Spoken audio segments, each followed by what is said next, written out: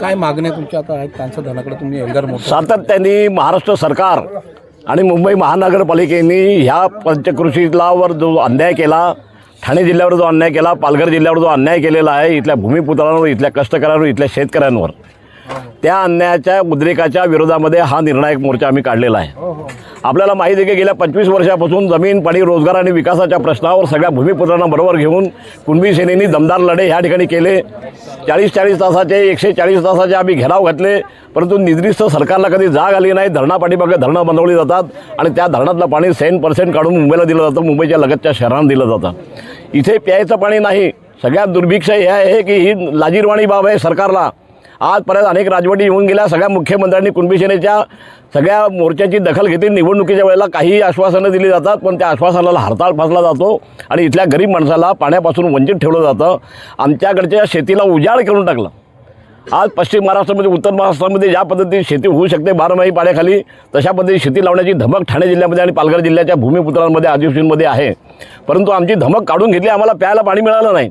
धरणापाठोपाठ धरण, पहिलं धरण तानसा, दुसरं धरण वैतरणा, तिसरं धरण अपर वैतरणा, मिडल वैतरणा, जे भास्सा धरण सिंचनासाठी बनवलं त्यातलंही पाणी काढून मुंबईला दिलं, मुंबईच्या लगतच्या शहरांना दिलं. या देशामध्ये 2 देश बनवलेले सरकारने, एक इंडिया आहे, एक भारत आहे. आणि आम्ही जे भारतामध्ये राहतो ना, त्या हाल अपेक्षा आम्ही सहन करतो. या ठिकाणून पाणी मुंबईला जातं, मुंबईच्या लगतच्या शहरांना जातं. मात्र आमच्याकडच्या महिलेच्या डोक्यावरचा हंडा गेलेला नाही. माझ्याबरोबर ह्या आदिवासी महिला आहेत, इथे राहतात, तानसाच्या शेजारी राहतात. 100 वर्ष त्यांचा अंत बघितलेला आहे. सहनशीलतेचा अंत झाला म्हणून हा मोर्चा आहे. आणि आज जर निर्णायक स्वरूपामध्ये आमच्या मागण्या जर मंजूर झाल्या नाहीत आणि मान्य केल्या नाहीत, यापूर्वी 950 लोकांना आम्ही नोकऱ्या मिळवून घेतल्या, त्या आम्ही घेतल्या मिळून. आम्ही जागृती केली, जनजागृती केली. ज्यावेळेला सरकार झुकलं आमच्यासमोर, परंतु अर्धवट न्याय आम्हाला नाही पाहिजे, आम्हाला पूर्ण न्याय पाहिजे.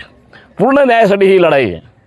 आणि त्यामुळं आमचं हे जे काही पत्रक आहे, त्या पत्रकात केलेल्या मागण्या ज्या आहेत, नोकऱ्या कधी मिळाल्या, कोणाची 50 वर्ष झाली ती, कोणाची 55 वर्ष झाली ती, कोणाची 40 वर्ष झाली ती, अशा लोकांना अपुऱ्या नोकऱ्या मिळालेल्या आहेत. त्या नोकऱ्या पूर्णपणे मिळाल्या पाहिजेत. वंशपरंपरेने नोकऱ्या मिळाल्या पाहिजेत. आमचं जगण्याचं साधन तुम्ही हिरावून घेतलं. 1 पाईपलाईन झाली, 2 झाल्या, 3 झाल्या, 4 झाल्या, 5 झाल्या, 6 झाल्या, 7 झाल्या. प्रत्येक वेळेला शेतकऱ्याच्या जमिनी आणि त्याच लोकांची जमीन वारंवार संपादित केली जाते. ही गोष्ट चिंताजनक आहे आणि संतापाची पण आहे. आणि म्हणून त्या संतापाचा उद्रेक म्हणून आजचा हा मोर्चा आहे. एक मिनिट सर, हिंदी